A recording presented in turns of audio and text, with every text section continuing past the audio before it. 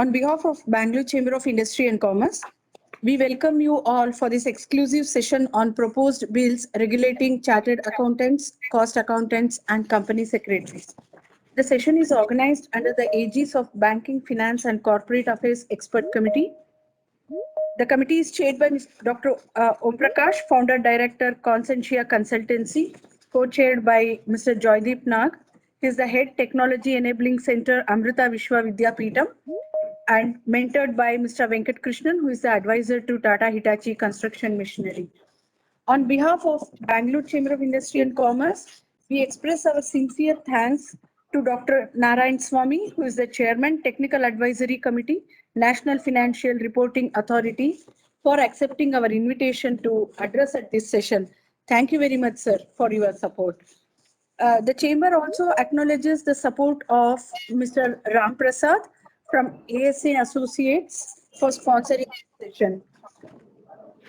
BCIC further acknowledges our member organizations, Mrs. Bueller, Fundramax, Wipro, MTR, and SONA for their annual sponsorship of the events.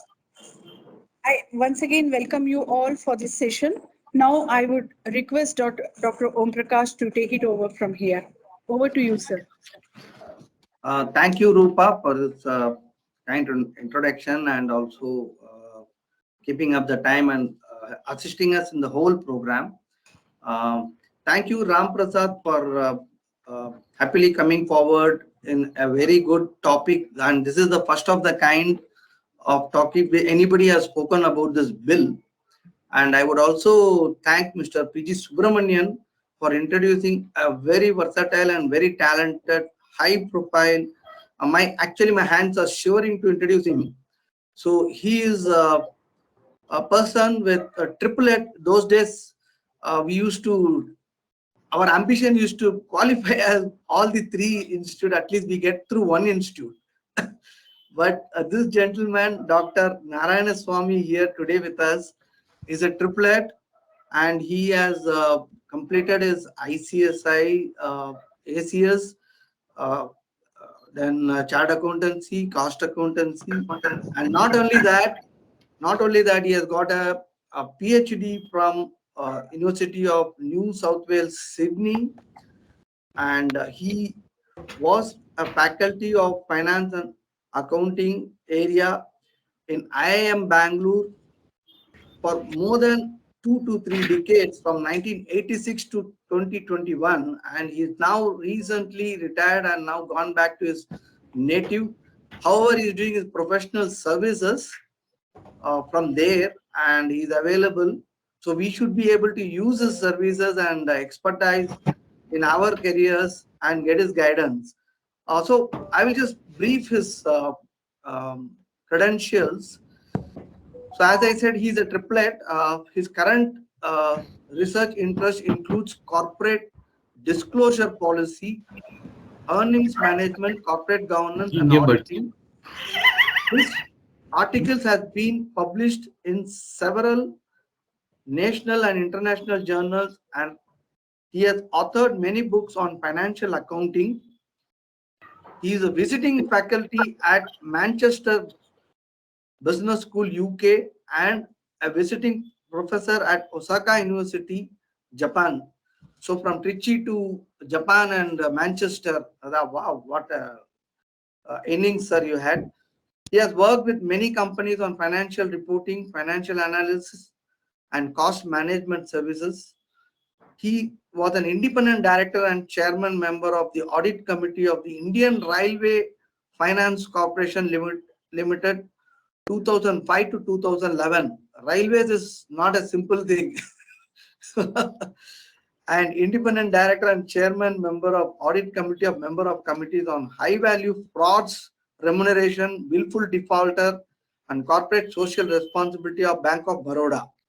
He was a special invitee on the Accounting Standards Board, the Auditing and Assurance Standards Board, and the Committee on Accounting Standards for local bodies of the Institute of Chartered Accountants of India. He was also named as one of the top 3 professors in IIMB.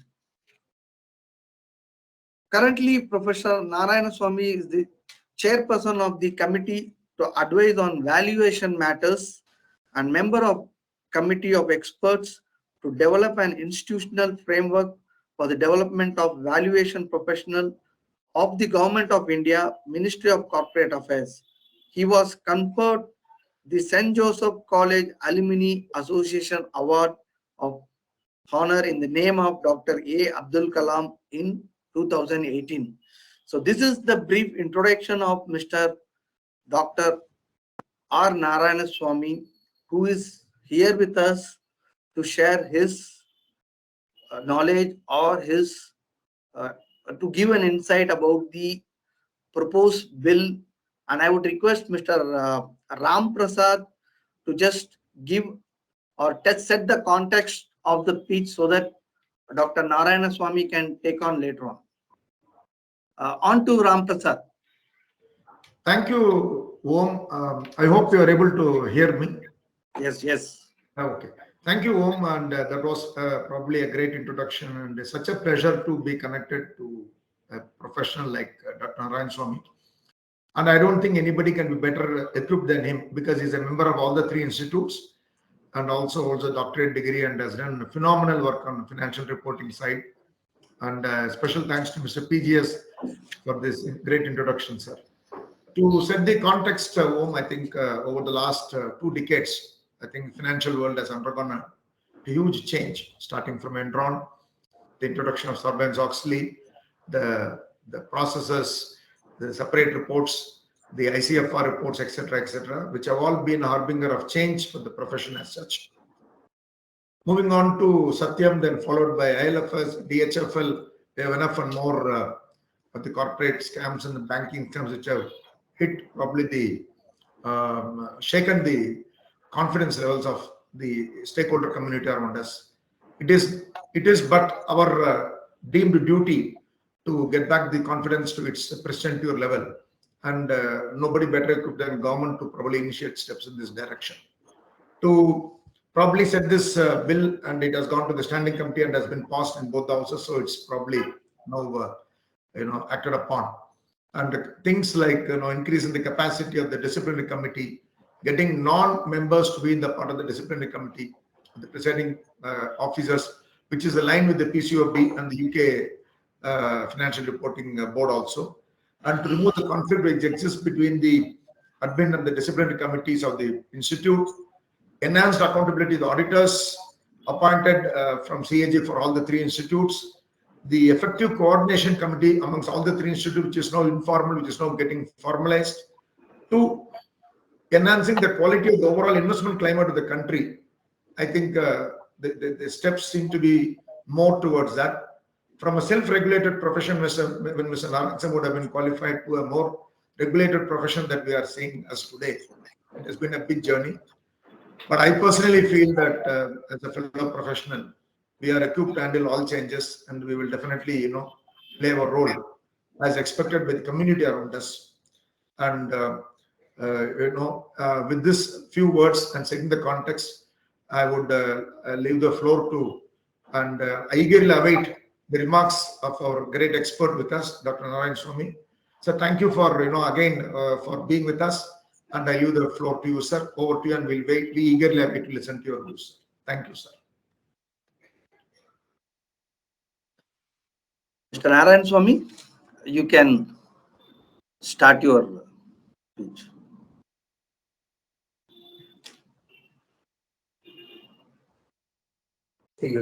Sir, you are on mute, sir.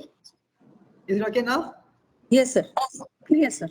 Okay. Actually, I want to present a file, so I have difficulty uploading. Just give me a second. I'll see if this file will work, because otherwise I'll request Ms. Rupa to show the file from there, in case it's going to be a big hassle from here. Yes, sir. We will do it, sir. I sent you the file to administration address. Okay. Just give us 2 minutes, sir. We will open the file. Screen share. I don't know what exactly, because I am a little out of date on this. This version looks very different from the one I'm used to. Just give me a second. Screen share. Okay. There is an arrow mark. I tried to do that, but for some reason it's not Okay, just give me a second. Maybe I can fix it now. Just give me a second. Screen share. Yeah, it will show window or desk. You just click on Windows, then you will see your file.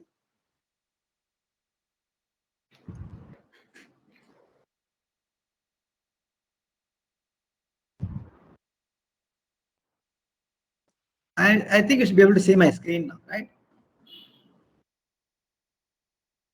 Are you able to see my screen? Yes, sir. It is visible now, sir. Oh, then I will do it from here. It's more convenient. Yes, sir. You can make it as the PPT mode. I'll do that. The only If you problem want, is, we also can share, sir. No issues. no, I will actually use it in this form because I have actually a written speech, so I want to use that. I can't do both, so Okay, else I sir. would have to use another device. So if this is manageable, we'll work with this. Okay, so let me get going with this. Okay, so the reason I have written speech is because first of all, thanks to everyone for inviting me, and it's a pleasure to be here. Good morning to all of you. Dr. Om Prakash, Dr. Mr. Ram Prasad, members of the BCIC, members of the audience. It's my privilege and pleasure to address the members of the Bangalore Chamber of Industry and Commerce. Bangalore has emerged as India's leading center for advanced manufacturing, information technology, biotechnology, aerospace, pharmaceuticals, accounting and legal services, e-commerce, fintech, and many, many more. The chamber plays an important role in shaping the future of the city and the state. I thank the chamber for the opportunity to speak on a topic that has been engaging CAs, CMAs, and CSS besides corporate managers and investors. Now, I just want to say something before I make the next important statement. I'm using a written speech for the simple reason I am prone to speaking out of turn. So, speaking out of turn is never a good idea. And in my case, it's a terrible idea because I say terrible things and I speak out of turn. So it's like a drunk person speaking. Okay, so I just thought I will discipline myself by having a written speech. I will use a PowerPoint just to make sure that the main points are all put up there. Let me begin with a disclaimer.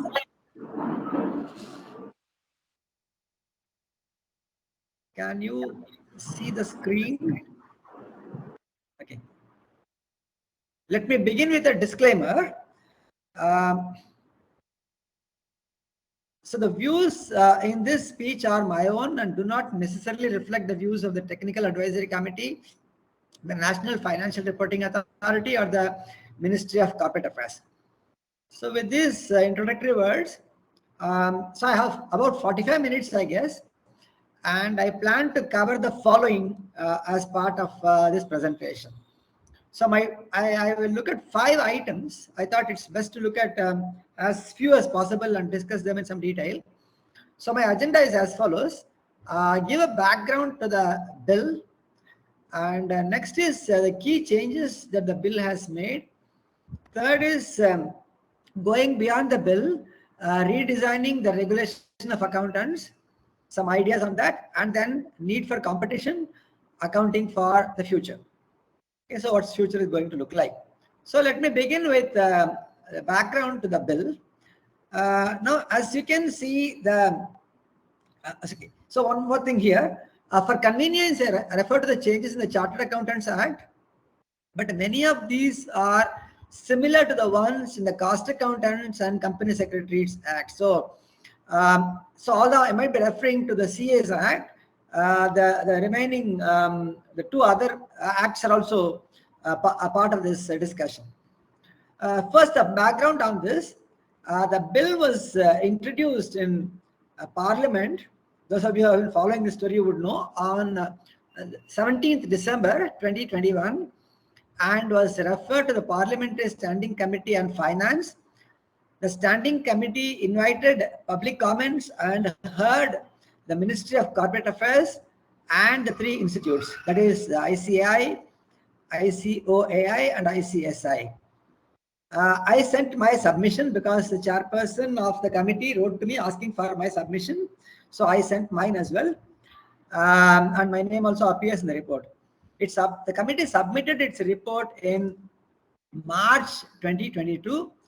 The bill was passed by the Lok Sabha on the 30th of March and the Rajya Sabha on the 5th of April 2022. And now it has to go to the President of India for assent, and then it will be notified, and then it will become the law of the land. The bill was debated vigorously in Parliament. According to the websites of the two houses, over 30 members and over 20 members spoke in the Lok Sabha and the Rajya Sabha respectively. Further, one member in the Rajya Sabha moved 163 amendments, and voice vote was taken 200 times before the bill was passed. From my experience, this is unusual for a legislation that was not politically contentious.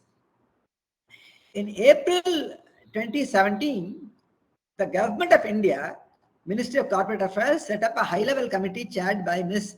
Meenakshi Datta Ghosh, retired IAS officer, to examine the provisions and mechanisms in the acts governing chartered accountants, company secretaries, and cost accountants, and the rules and regulations made thereunder to A, deal with the cases of misconduct in the institutes of chartered accountants, company secretaries, and cost accountants.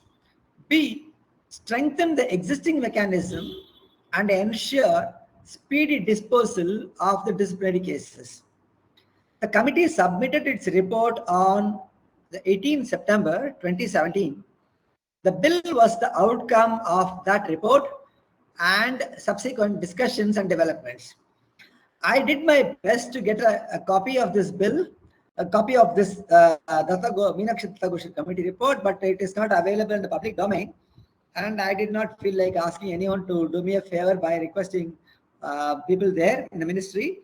So anyway, the main points in the Meenakshi Datta Ghosh committee report are all also reproduced in the standing committee report, and therefore there was actually no need for me to get that report, although if I had looked at that report, I would probably have gained something. The statement of objects and reasons gives two reasons for the bill. I'm just reproducing this in quotes. On account of changes in the economic and corporate environment in the country, it has become necessary to amend the acts. Further, recent corporate events have put the profession of chartered accountancy under considerable scrutiny. So there are 2 points here. Changes in the economic and corporate environment in the country. Second is the recent corporate events. So changes in the economic and corporate environment in the country probably refers to things like perhaps the government's micro-level reforms in taxation, ease of doing business, and tightening on fraud and so on, perhaps. The second one is immediately relevant to us.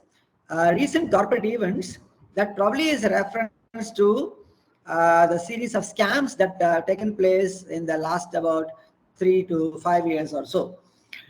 The statement states that the bill proposes to further amend the 3 acts to 1. Strengthen the disciplinary mechanism by augmenting the capacity of the disciplinary directorate to deal with the complaints and information and providing time-bound disposal of the cases by specifying the time limits for speedy disposal of the cases against members of the institutes.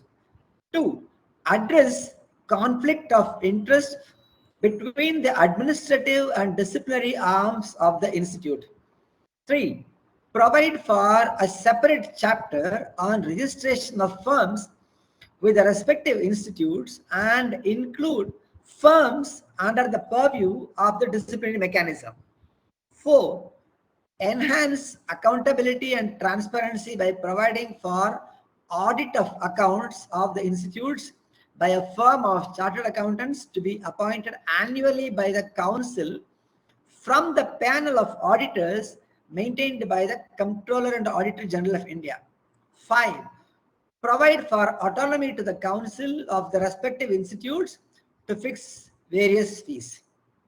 I will elaborate these points very soon, but just as a background, I just want to say one more thing. Recent corporate scandals, including the Island Affairs group of entities and Diwan Housing Finance, and there are many more, appear to have triggered the bill. The Prime Minister's criticism of the ICAI's disciplinary record and the work of chartered accountants in his speech on Chartered Accountants Day on the 1st of July 2017 made clear the government's displeasure with the existing situation. So this is the background to the bill. As you can see here, it has a fairly long established process for coming up to this stage. As you would know, in the government, nothing happens without appointing a committee. So the committee was appointed, and then quite a few things happened as a place, as part of the committee's work, and then subsequently, and finally we have the bill. So this is how we have now got to this stage. Now, whether the government had any more information than what it has disclosed, I have no idea at all. So I can only go by what is publicly available, but perhaps they know a lot more than what they have said, because sometimes they may not want to speak too much on these matters. So there is probably some kind of a backstory to the whole thing, which I am not aware of. So now I would like to go to the key changes in the that have been brought about by the bill. First is mandate of the institutes. The mandate of the institute. So I'll give you the current position and the new arrangement side by side. I have a table, but then the table is very difficult to put in this PowerPoint slide. So I just give you a comparison of the two. I thought I'll pick up the main points for this purpose. There must be a lot more minor details which I'm not paying attention to in this presentation. First is so as I said, I'm talking about ICAI, but then it also applies to others.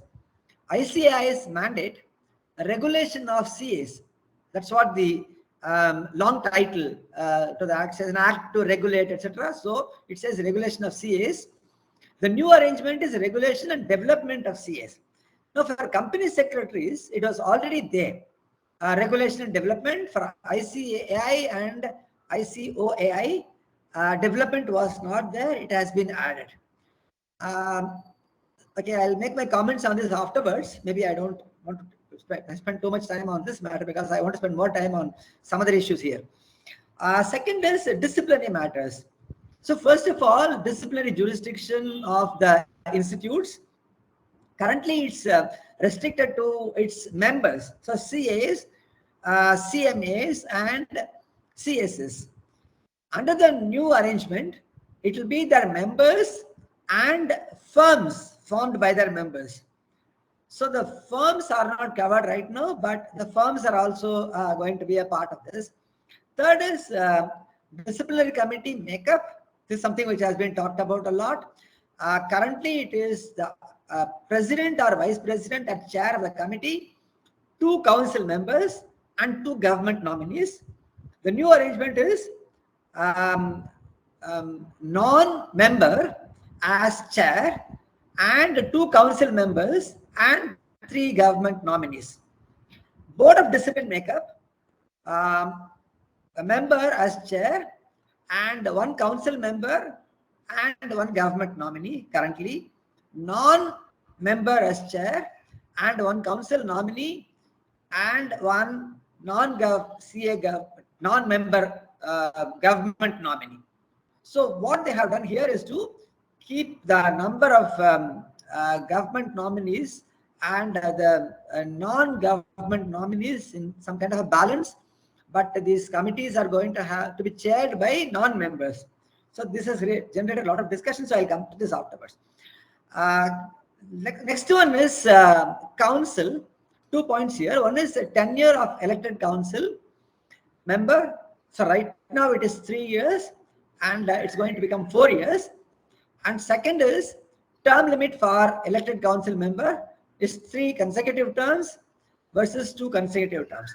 I think in the ICSI already it is 4 years for a term, whereas the CA and cost accountants has been 3 years. So they are now raising it. And they have also cut down the number of consecutive terms to 2. So we'll see the implications of this. Next is governance and administration. Role of president. Under the current position is the president is the chief executive authority of the council. Under the new arrangement, the president will become the head of the council. Next is the role of secretary, currently not specified. Now the act is going to say chief executive officer of the institute. Then auditor of the institute. Right now any CA in practice or any CA firm can be appointed. Now the council will have to appoint a firm of CAs on the panel of the CAG. Then coordination of the 3 institutes. Currently there is no statutory mechanism, there is an informal arrangement.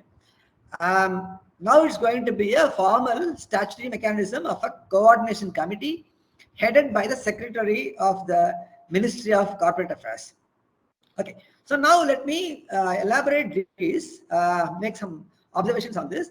As a result of these changes, the disciplinary committee and the board of discipline will have a majority of lay persons. By lay, I mean someone for CA, it will be non-CA, for cost accountant, non-cost accountant, for company secretary, non-company secretary.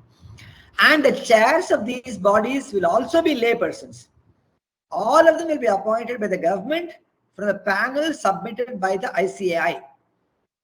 In its submission to the Parliamentary Standing Committee, the ICAI questioned the idea of having lay persons in making disciplinary decisions. It's vital that the disciplinary bodies have technical expertise and are free from conflict of interest. Conflict of interest cannot be avoided in self-regulation. The bill underlines the importance of reducing conflict of interest. This approach, that is of having lay persons, is consistent with the practices in several countries. For example, the Institute of Chartered Accountants in England and Wales has an ICAEW regulatory board, IRB, a completely independent body that has lay members. Its current chair is a lay member. The IRB has 12 members, including the chair. For accountancy oversight purposes, it does 2 kinds of oversight purposes. One is accountancy oversight, another is legal oversight. For accountancy oversight purposes, it has an equal number of lay and non-lay members. A lay member is someone who is not and has never been a member, affiliate, or employee of ICAEW or any accountancy body. So there is a web link to this. What I will do after I complete this presentation, I will send my speech to the BCIC, and then if they feel like they can share it with whoever attends the meeting, or they can put it up on the website. It's up to them to do what they want, because all the web links are available. I just can't read out all of those.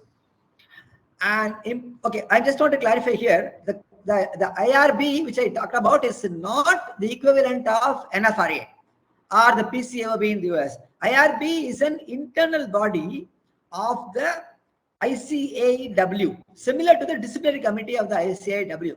So they have an FRC which is completely independent, and so that is not what we are talking about. So we are talking about the equivalent of an in-house disciplinary mechanism. An important point that appears to have been missed in the public debate is that in the new scheme of things, the government will pick its nominees for the disciplinary committee and the board of discipline from the panel of names to be submitted by the ICAI or the other institutes. Currently, the government makes the nominations without inviting suggestions from the institutes. This amounts to a loosening of the current process. It's not clear why the government needs the ICAI's suggestions when it's able to appoint the CEOs of public sector banks and insurers and public sector companies and chairpersons and members of regulatory bodies, and even in specialized scientific organizations such as the Baba Atomic Research Center and the Defense Research and Development Organizations, BARC and DRDO. So I'll just give you my guess on why the government has done this. this is possibly a kind of a compromise in the sense that they want to have majority of outsiders. So they must have probably, I'm just guessing, possibly said, okay, we will take the names from you and then we will decide. It doesn't mean that they have to go by the names given to them. They can return the entire panel, ask the institutes to come with a new panel and so on. So all those things, they are not there in the law as of now, but in practice, you will see all that happening. As a result of the changes, the ICAI will have disciplinary jurisdiction over CA firms. This is a significant boost to the institute's autonomy. There is a lot of comment that the institute's autonomy has been infringed, but if anything, this has actually boosted the autonomy of the institute. But I have an observation to make on this. Interestingly, licensing authorities generally have jurisdiction over licensed members, but not over firms. This is the position for lawyers, doctors, architects, and actuaries in India. So you are an institute of chartered accountants of India, or cost accountants of India, or company secretaries of India. So your jurisdiction is over your members. Now they form some legal form of business organization, maybe proprietorship, partnership, liability partnership, whatever. That is not usually a part of the professional organization's regulation. The ICA has received a more favorable treatment from the government as compared to the other professions for reasons that are not clear. The term of elected council members will be increased from 3 to 4 years, and the maximum number of consecutive terms will be reduced from 3 to 2. As a result, it's possible for an elected council member to be on the council for 8 years non-stop, as against 9 years now. These two changes affect only the institutes of CAs and cost accountants, as I mentioned, since the ICSI's council members have already 4-year terms. Frequent elections are a distraction and involve costly and time-consuming campaigns. It's possible for a council member to do good work in 8 years. In my view, this change strikes a reasonable balance between continuity and change. Another important change is the redefinition of the roles of the president and secretary. Currently, the president is the chief executive authority, while the secretary has no defined role in governance. Since the president is elected every year, there can be frequent changes in the administrative arrangements and priorities. Designating the secretary as the chief executive officer will bring in greater stability in the working of the institutes. It may be noted that the president will be responsible for ensuring that the council's decisions are implemented. The new arrangement is similar to a modern corporate board that has a non-executive chair and a full-time MD and CEO who reports to the board. Currently, the ICAI can appoint any CA or CA firm to audit its financial statements. The law would now require to appoint its auditor from the panel of CA firms maintained by the CAG, Comptroller and Auditor General of India. Public sector companies and public sector banks and insurers have to appoint their auditors from those on the CAG's panel. So this change is consistent with that position. There is a lot of confusion on this. Note that the CAG will not audit the ICAI and other institutes, even after this change. The creation of a coordination committee consisting of the presidents of the 3 institutes and chaired by the secretary MCA appears to have raised eyebrows with some wondering whether it would be used to control their functioning.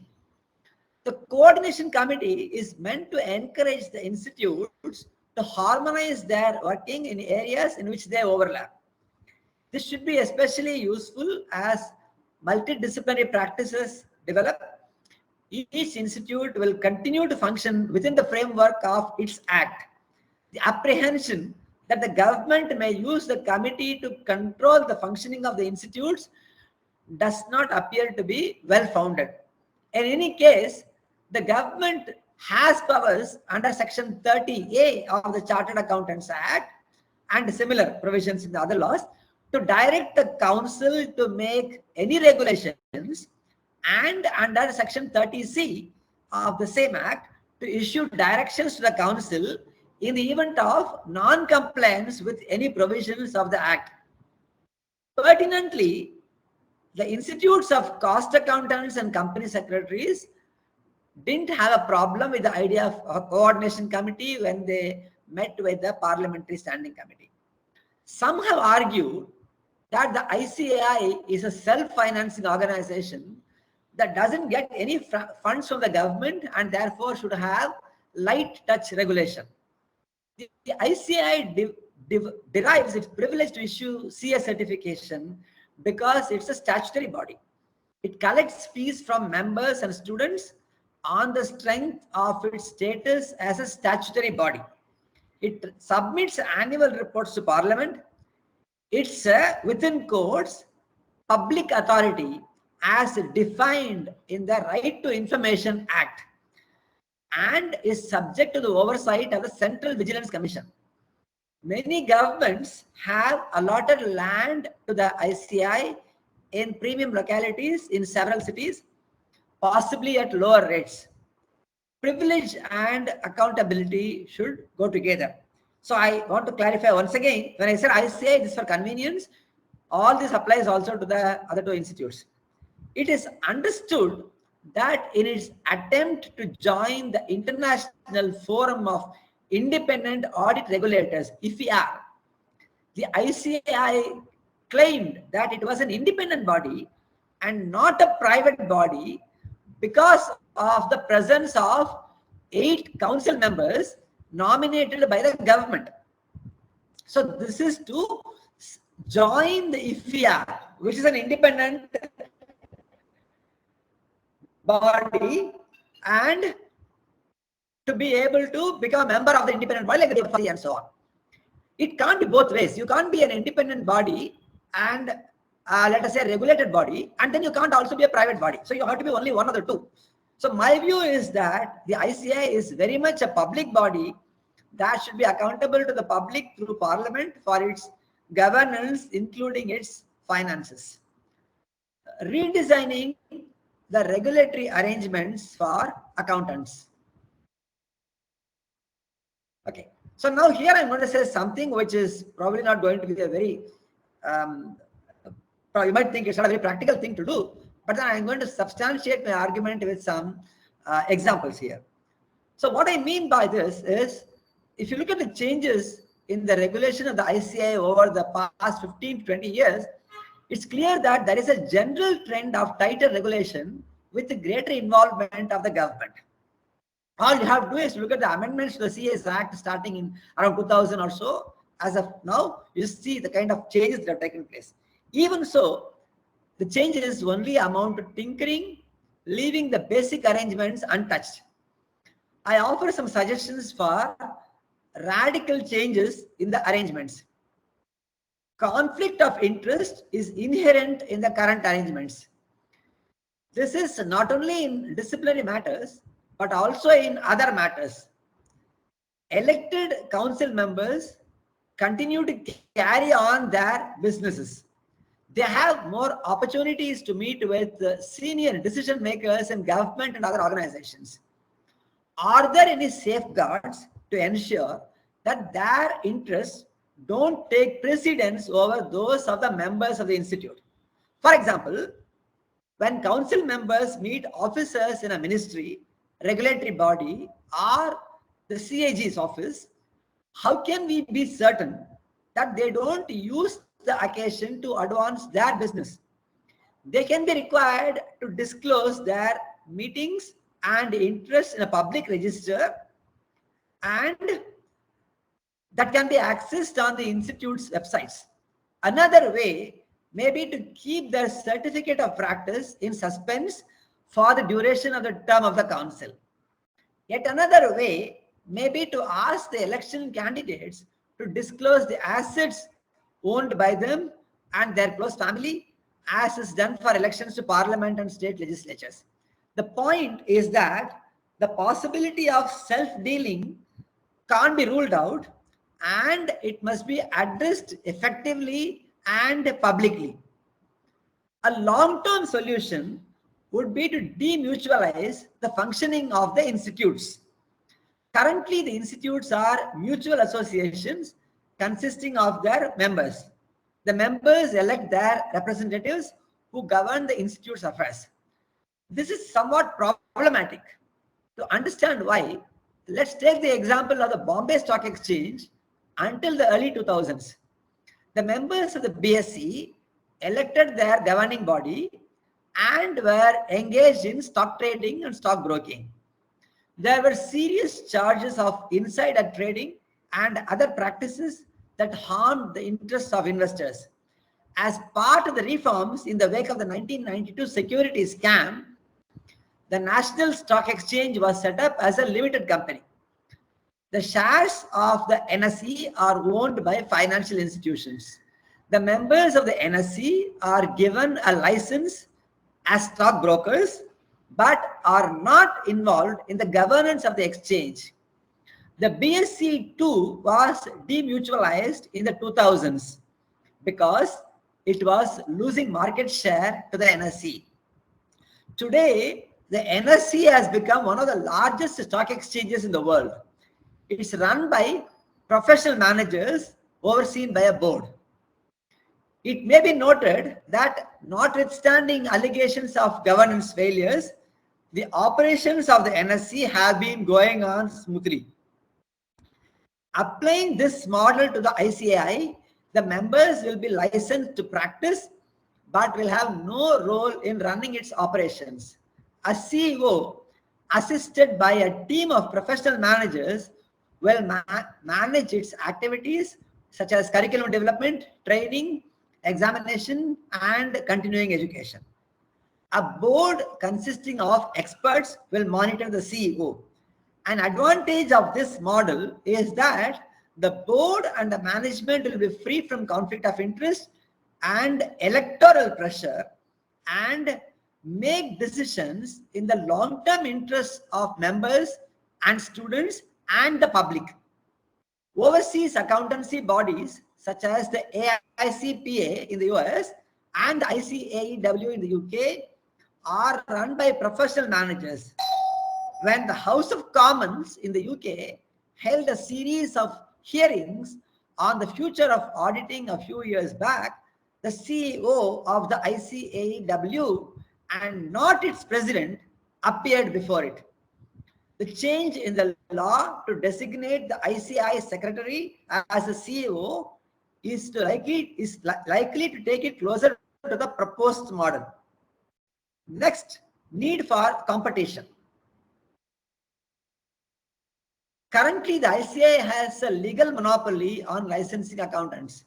This might have made sense during the license Raj when Indian industry was protected from global competition and the government made micro-level decisions on investment, employment, and production.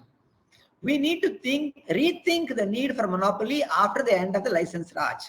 Indian entrepreneurs and managers of information technology, pharmaceutical, and entertainment industries now compete with the best in the world.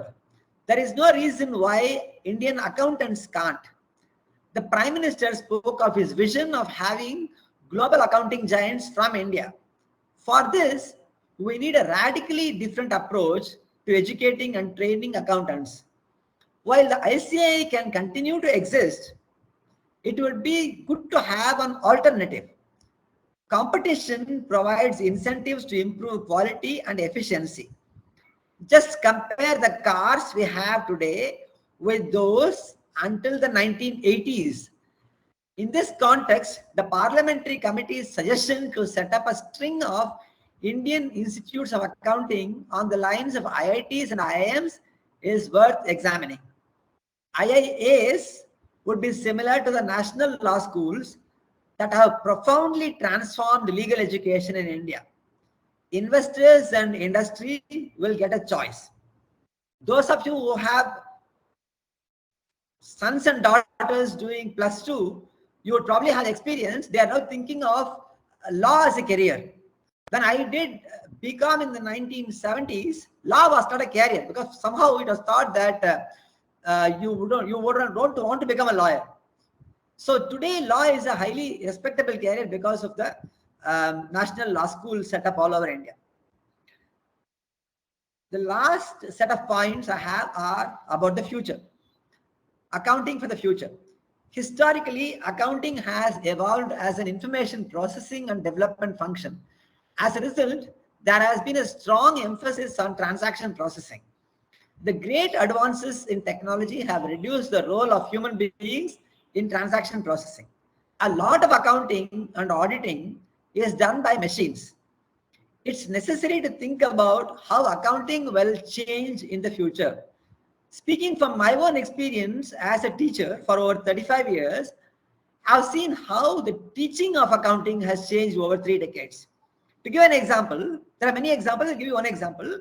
To give an example, earlier, the teacher, that is me, had access to company annual reports and the students didn't have.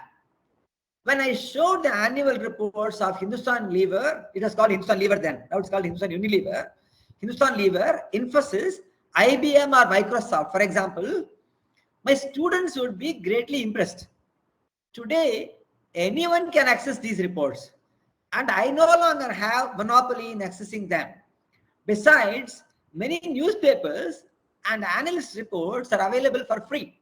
As a result, my students expect me to provide insights and analysis based on my expertise and experience. I have to change my teaching methods to encourage critical thinking, questioning, and discussion, and move away from lectures to other methods. So this is how technology has made a difference to my life as a teacher. So just to illustrate how it might be affecting others in many, many different ways. I'll give more examples as part of the Q&A. There are thousands of small and mid-sized accounting practices in India. These were doing well when business was local or even hyper-local. By hyper-local, I mean just your small town or even your taluk perhaps. Clients wanted local accountants. Things have changed a lot, not only in metros, but even in smaller towns, one of which is where I live right now. For example, hospitals in smaller towns, many of them are owned by Indian and international private equity firms. These owners are concerned with the complex national and foreign tax, anti-money laundering, anti-bribery, and governance regulations. So one of which is CATSA, which is an American regulation which prohibits you from in certain matters like money laundering and so on, which the Indian government has adopted. So they look for accounting firms that have the capacity, a certain size that can afford investment in infrastructure, training and technology and more. Employees too look for firms where they can learn new things and well-known brand names that will look good on their CVs. As a result, local accounting firms are being replaced by regional or global firms. So Indian accounting firms have to go through major restructuring and mergers and acquisitions. The big accounting firms worldwide are the products of restructuring and reinvention over the years. For the Prime Minister's appeal to have big accounting firms from India to work, a massive churn is unavoidable. So I just want to sum up. The bill provides us with a great opportunity to re-examine our assumptions about the regulation and training of CAs, cost accountants, and company secretaries, and the future of these professions. Let's make the best use of this opportunity.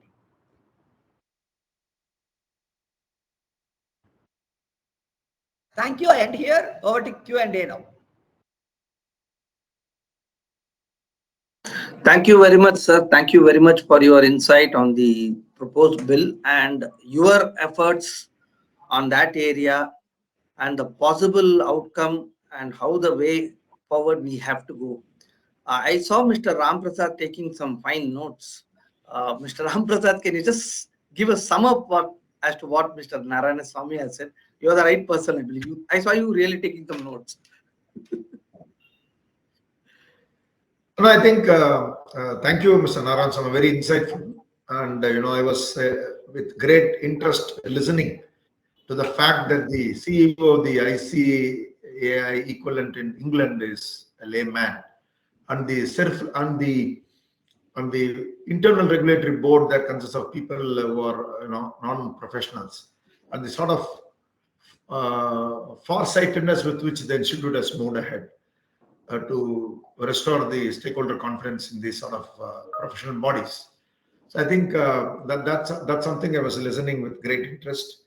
The split of the role between the secretary and the president was of great interest. Another very interesting thing is the avoiding the conflict and splitting the council and mutual something examples on various other bodies, particularly the success of the law schools in the country needs to be probably considered. And Prime Minister's clarion call regarding the emergence of a big four from the shows is a very timely call. And I personally think, having been in the profession for years now, that actually definitely well said there to take some in the account. I'm a diehard optimist myself, and views simply echo my deep-rooted sentiments on the subject. So overall, I would say that, as you rightly said, that this could be a great opportunity. It's how we look at it, and to my mind, it appears a great opportunity for us to think ahead and move forward and strengthen us. And thanks for this. Dear all, any queries, we can have the queries on. You can raise your hands, or you can post it on the chat box. A feedback form is also circulated in the chat box. You can fill it up. Any queries, please let us know. Mr. Narayana Swami, now you were talking about competition. Does the competition law apply in this at all?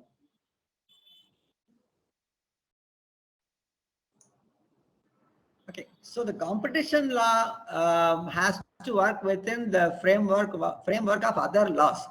So the Chartered Accountants Act provides for certain conduct of the members. So the competition law will apply within that framework. Now, that said, I just want to tell you, it's a very good point you made. What happened was in the 2006-7, I don't remember the exact year. If you go back, you will find the CA's Act was amended. I'm not sure about the other two pieces of legislation. The CA's Act was definitely amended.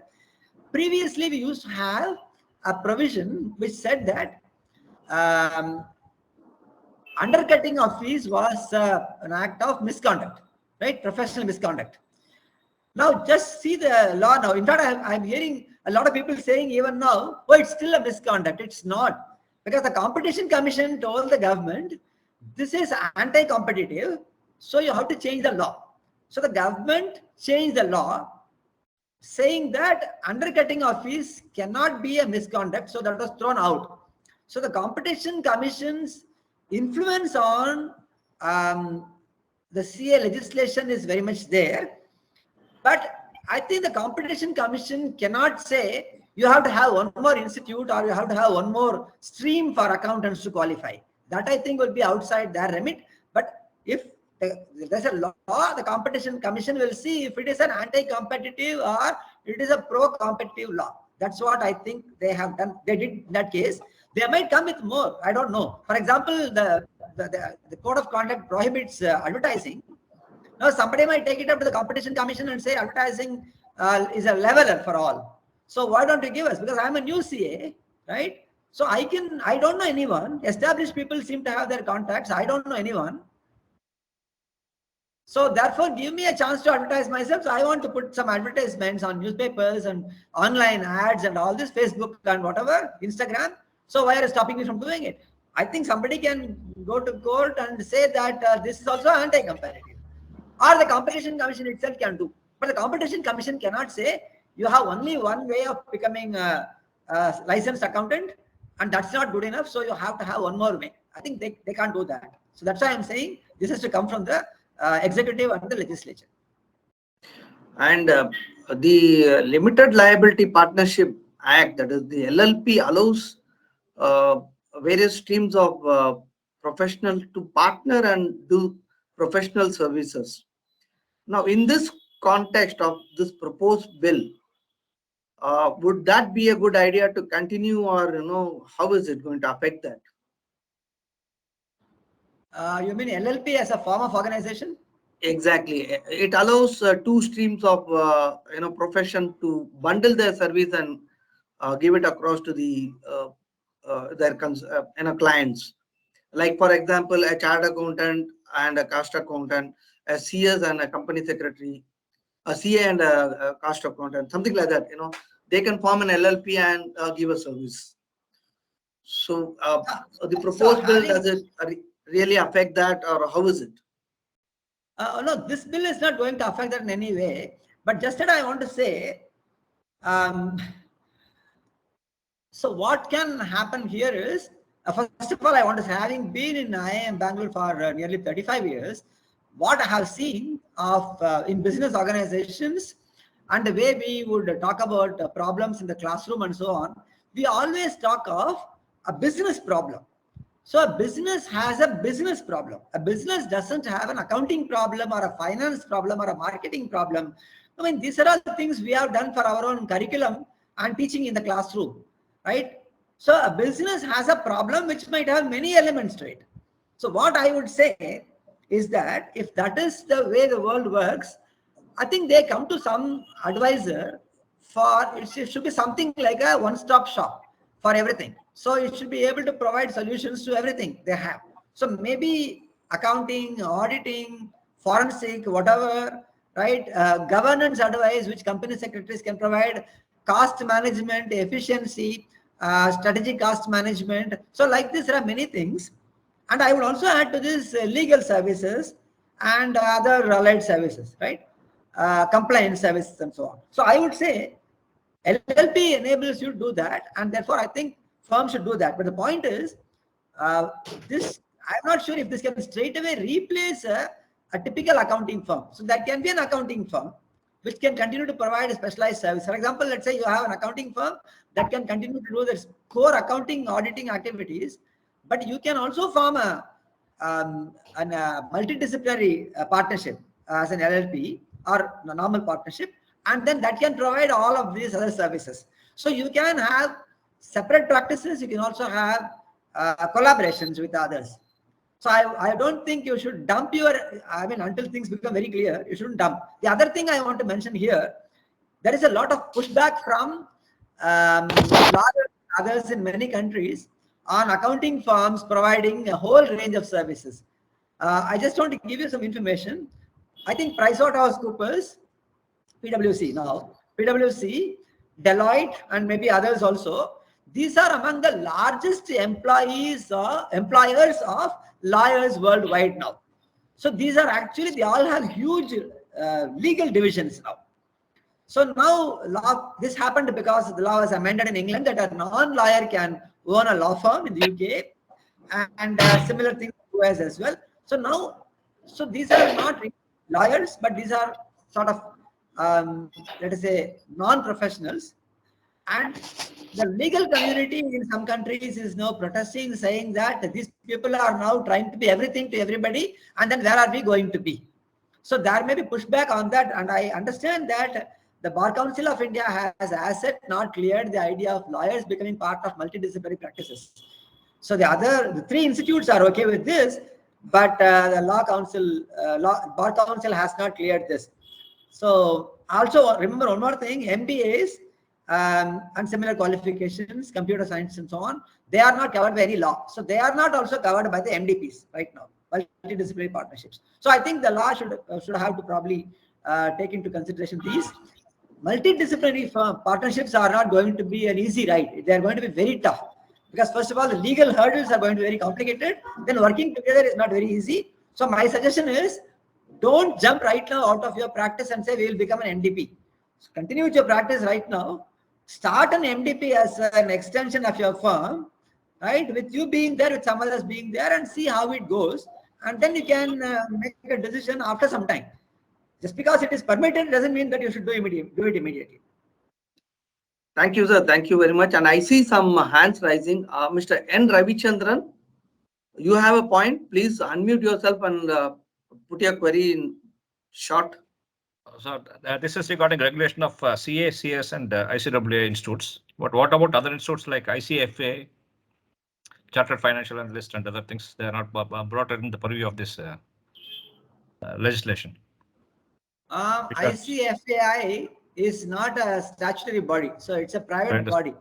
So therefore, I don't think the government can tell them what to do and what not to do. But they are running some universities and so on, which are already governed by the various regulatory bodies, UGC and AICTE and all that. So therefore, it will apply. But that body is not a part of, is not a statutory organization. So the government cannot have a law unless you give them a statutory status and then you want to regulate them. And I don't think they really care. So right now they are carrying on without any, statutory status. So why would they want to be a part of this? I see two questions on the chat. Can I take them up? Yeah, please, sir. Okay. One question is from Mr. Vijay Kapoor, whom I have known for a very long time. He was Director of Auditing Standards in the ICAI. Just an observation, what happens in case Secretary and Director of Discipline happen to be stooges of the council? I guess, so what he is trying to say probably is, of course, obviously Vijay Kapoor is known for his blunt language, more blunt than I am. So what he is trying to say is, what if those people are not independent of the governing board, governing council? Finally, I guess, so the way the recruitment of these people is done, secretaries and director of discipline and so on, that has to take into consideration the ability of these people to act independently. I think the law provides enough safeguards for these people to act independently. Will they act independently? I'm not very sure. The law provides enough safeguards for auditors to be independent.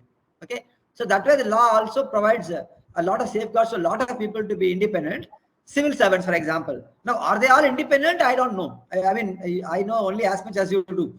So therefore, finally, what happens in the field out there is for anyone to guess.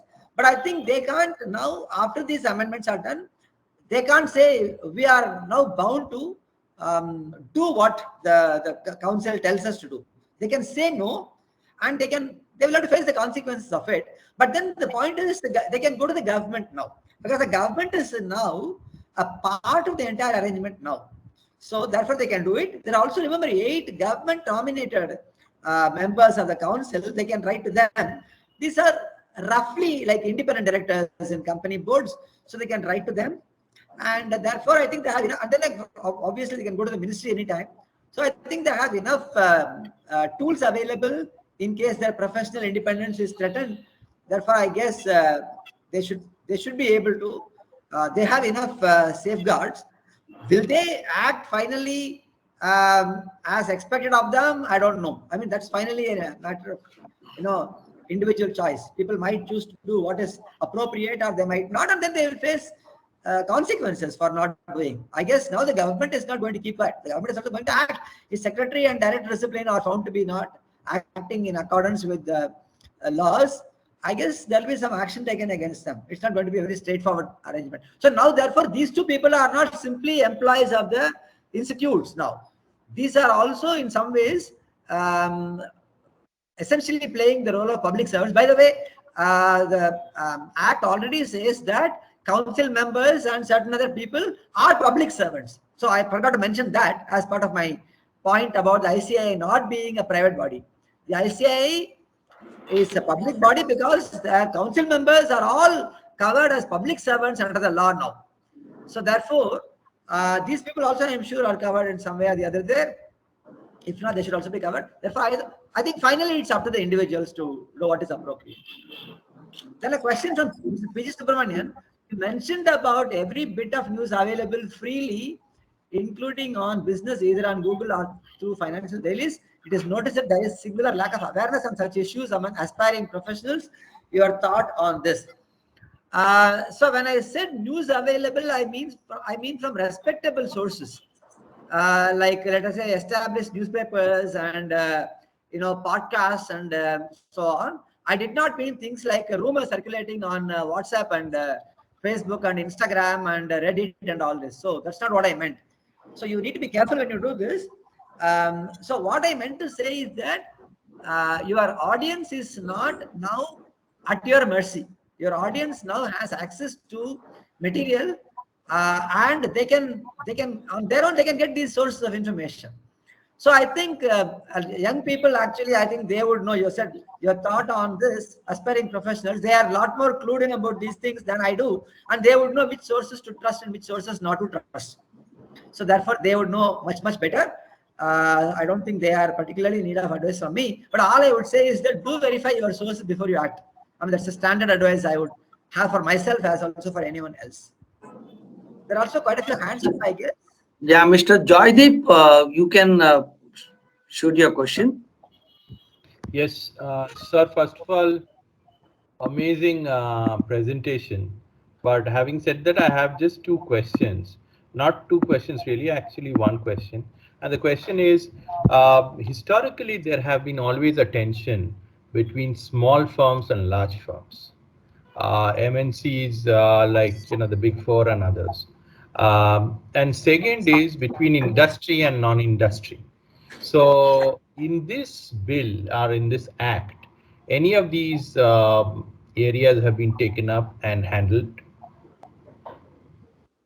So this act is to regulate the functioning of the institutes. This act actually does not regulate the functioning of the accounting industry. That is not what this bill actually. I don't know if it has become an act as of now. I mean, I don't want to commit contempt of Parliament or contempt of President. So I want to be very careful. As far as I know, it's a bill passed by Parliament, waiting for the President's assent, and it will become an act, as you know, when the President assents. I don't think the intention here was to ensure that smaller firms, big firms, those kinds of issues which are important, they are addressed. That is not with the scope of the bill at all. However, what can happen is, as a result of the, what I would say, of the kind of cleaning up of the system, hopefully better people can get elected, and entrenchment in the governing bodies can come down. So hopefully better decisions will get made. So that will benefit a lot of people. But a very important point, I mean, I come from a small town. I did my CA in this town where I am right now.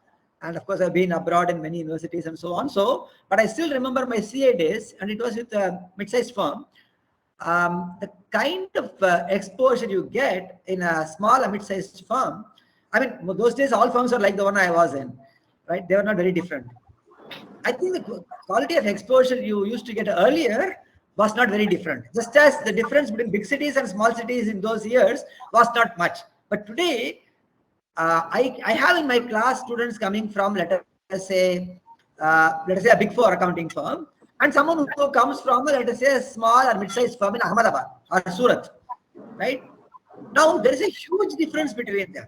So the one who has been in a Big Four accounting firm, first of all, their confidence is different, their awareness is different, their communication is different, their exposure to an issue. The moment I present, for example, revenue recognition issue in class, they would immediately come with some 3 examples. In telecom, I did this; in retail, I did this in insurance, and so on. So their exposure is very different. So what I realize is that the small firms have actually to do something to help their students. Otherwise, their students will be behind. So therefore, the small firms will have to come together, and I think they will have some way they have to ensure that their students are no less in terms of quality as compared to the bigger ones. Actually, I remember P. Ramesh made a point earlier on one of the CIA conferences. The big versus small firm, as also on the larger issue of training. So his point was, this was a CIA conference on audit quality and reporting and all that. I was only a participant. I was not a speaker. He was a speaker in the conference. So I sat in the conference. What he said was, audit quality is poor, for several reasons. One reason he gave is students are the ones who are doing the auditing. So he gave an example to which I can easily relate. So he gave the example of doctors. And my daughter is a doctor. She's an oncologist. His son is a doctor, very highly qualified doctor. So he said, if you're an MBBS student, you can't go and treat patients. So you have to assist someone. Then you have to do internship and then become MBBS. The story doesn't end there. You also have to do an MD or MS as may be appropriate, and often these days also a DM or MCH or whatever, right? So by the time you are in a position to treat patients on your own, you are theoretically very well trained, and also you have exposure. So he says, here what we do, we let loose these students on these companies, and then we think that they can go and do an audit. He says this is not fair at all. So his suggestion was, let them finish their exams first and then come for articleship afterwards. I don't think, I mean, this is something probably has been talked about and so on. I think this is going up and down. So this was a point which I thought is a valid point. The other is, I find the students are constantly distracted. They have their exams to pass and they have their audits to do. They just don't know which one to look at. And you get sometimes 15 days leave and all that. So just to prepare your exam. So maybe a good idea to let them do the exam and then come and then join. There is another advantage to this. I don't know if you know this, lots of jokes are there about CA. So one joke about CA which I heard when I joined, the day I joined my CA articleship and I reported in my office, my senior asked me, what is CA? So I was a raw fellow there. I said, chartered accountant. He said, no, you're mistaken. Think again. I did not know what to say. I'm sorry, sir, I don't know the answer. He said, CA means come again. So that means exam, you have to keep on coming again and again. I think this passing the exam first and then going for, training later will help these students to get out of this being what my mother calls this. She calls this Trishanku, Swarga. That is, you are neither there in that heaven there, nor in the one below, netherland. Like this Vishwamitra's Trishanku Swarga, you are stuck in between. So my mother always calls CA Trishanku Swarga. You are neither there, nor qualified, nor not a BCom either. You are more than BCom, but less than a CA. You are stuck there. And I think lots of lives of students have been wasted because of this. And I feel very sad. I mean, these are all young people with promise and aspirations. So I think they should probably do the exams, put a time limit for this. This is completely outside the scope of my presentation. I'm just giving this because since you mentioned this, and it will help everybody. So I think it's a good idea. It would be a good idea to consider this model. And none less than PR Ramesh came with this point. And after this presentation, he called me and said, I think all the CA community is going to be unhappy with me because I'm proposing that. And then you're making a good point. So those who like it, obviously will like it. Those who don't like it, won't like it. But the gap between big and small will be there. See, small firms have to become boutique firms. They can be very specialized in something. That's how they can distinguish themselves. But one thing I want to say here, and I'll finish before the next question comes, the days of people coming to small firms for filing their income tax returns, sales tax returns, writing up accounts. I have written the accounts of a bus transport company. They would give me one of those, bound ledgers, and they will bring one in one big box or a gunny bag, all the receipts, vouchers, everything they'll throw into them. I had to arrange them date-wise and then record them all there. Then prepare the financial statements, right? And audit them. Those days are over now. Now anybody has access to basic accounting software, and today you have a lot of all this, cloud computing and all this.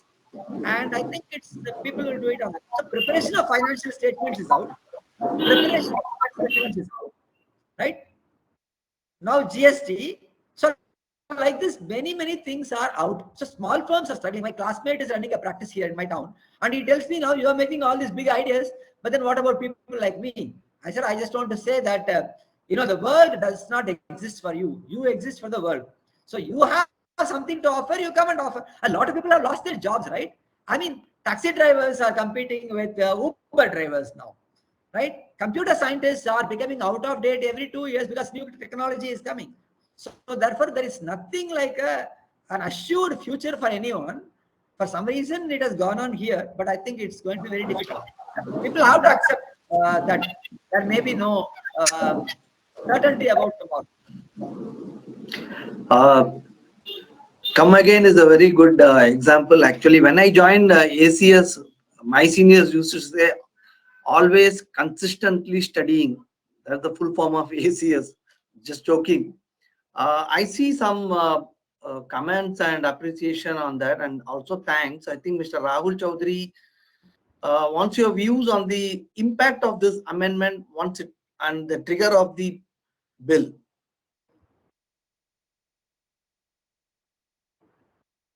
If you can see the chat box he has mentioned. The chat, but somehow I am not able to access the chat. I don't know what to do. Anyway, I will read out. Request your views on the impact of this amendment on the trigger of this bill. Rahul Chaudhary. If you are around, you can ask, sir, Mr. Rahul Chaudhary. Good morning. Good morning, sir. Yeah. Thank you so much, sir, for your presentation. I just was noting down sir's views on the trigger of this bill. As sir mentioned, there were 2 points which led to this trigger. One was the economic changes, and the second was the scams or the corporate actions. So I just wanted to understand how this bill seeks to have an impact or a change on the trigger.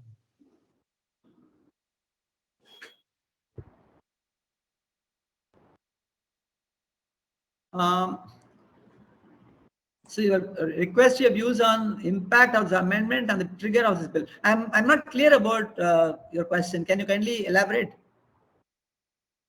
Sure, sir. Am I audible, sir? Everyone?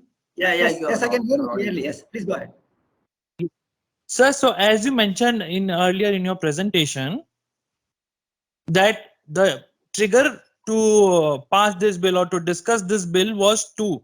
There was one on the economic changes and on the second, the corporate actions. Yes, yes. So I want to know how this bill will help or benefit or basically make an impact on the triggers which had led to this bill. Okay, so get your question now. So what I would say here Thank is, I think the tightening of the disciplinary mechanism. So I think this is the core here. If you really want me to say what is the one most important thing here that has happened here, tightening of the disciplinary mechanism. I think this is going to make a big difference. So because the disciplinary mechanism is now, first of all, going to have a lot of fresh perspectives from outside. And second, also, there is a kind of a time-bound decision making. So I think it's going to happen faster. When I say faster, it doesn't mean that it will happen immediately, because what can happen is people still have access to courts. For example, we saw with NFRA, they passed some orders, disciplinary orders, but many of the orders have been stayed in courts. So therefore, those things will happen. They are all part of the legal system. You can't do anything about it. But the point is, I think this will speed up the decision-making process, as also the quality of decision-making, with the laypersons being there. As you can see, the devil is always in the detail. So finally, the people who are appointed to these bodies, the outsiders who are appointed, I think that will tell us whether this is going to work or not. So they really have to look for good people. One thing that doesn't happen in the current arrangements is that users of the services of CAs are not there on the council. You find the government nominees, you find a lot of others, but investors, analysts, banks, lenders, these are the big users. Retail institutional investors, they are not there. So hopefully they will bring them over there. And once they bring them there, I think it's likely that they can make the situation better. But one of the thing is that it's not, I mean, you should not assume that things are going to change overnight, because many of these people will have their day job. Suppose you appoint, let us say, a bank executive director, or let us say an analyst, let us say from let's say one of the big research firms. I think they'll all have their day jobs, so they will be very busy with that. So you send something like 5,000 pages of agenda papers and so on, they will find it very difficult to read. So you will really have to plan this well, and then they also have to be given proper support and so on. So a lot of work has to be done. But the fact that they have changed it now after so much of wrangling over the years, means that the government is up to something now. Government expects something to happen. I am reasonably hopeful that at least the beginnings of change will happen. Now, where it will eventually end, I don't know. I mean, by nature, I am not a cynic. I am not an optimist either. I am somewhere between the two. So I would think that with ifs and buts, this is probably going to work. But if it doesn't work, obviously the government will always come back after some time. But that's the point I made in my articles in the Business Line, and the Hindu, Bloomberg Quint, and so on. This is a warning shot fired by the government. So take it as a warning shot, because government has never gone this far. I don't know how many of you watched the finance minister's speech in Parliament at the two houses. As also, how many of you have read the standing committee's report? Please read the report, and please also watch the finance minister's speeches in the two houses.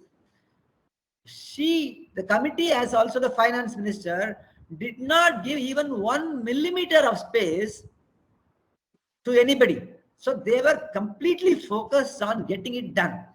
So which means that they are determined to go ahead and do it.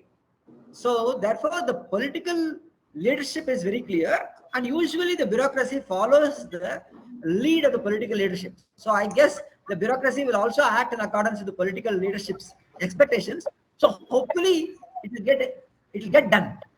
So I see this as a very dangerous sign for the three institutes. There used to be earlier times when you could go to the standing committees and standing committee will say something else and so on. I have seen all the standing committee reports. First time I'm seeing a report where one comma full stop of this act of the bill was not changed by the standing committee. Standing committee actually went out of its way to make further suggestions, right, on some of the things which I had proposed to them and so on. So therefore, I think the mood is not very friendly. So I remember, I mean, in the US, I have seen this people wearing T-shirts. I'm a Texan, don't mess with me. So T-shirt will have this, right? I'm a Texan, don't mess with me. So now that is the reading which I would have here. I am government of India, don't mess with me is probably the T-shirt they're all wearing now. So you be very careful when you deal with them. You can't take them for granted. And even I found one more thing there. For example, ministers, MPs who are CS also spoke in support of this bill. Traditionally, they would have spoken against such a measure, but even they spoke in support of the bill. So therefore, I think this is not to be treated lightly by any of us.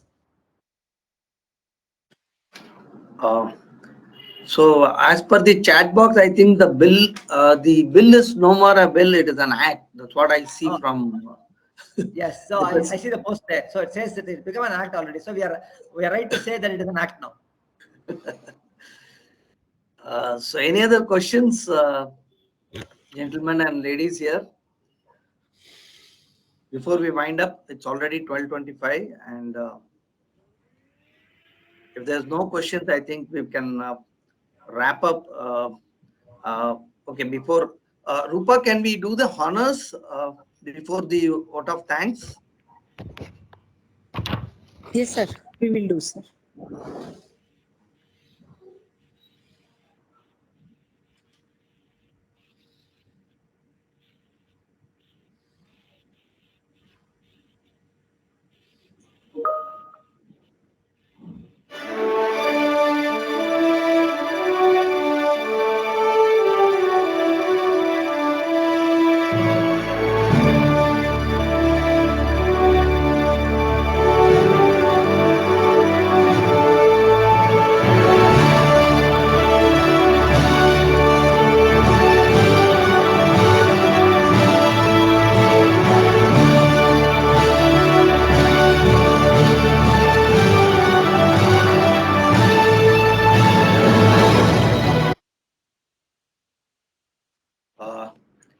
Thank you very much for being here, sir. And I would request our co-chairman, Mr. Joydeep, to give the vote of thanks.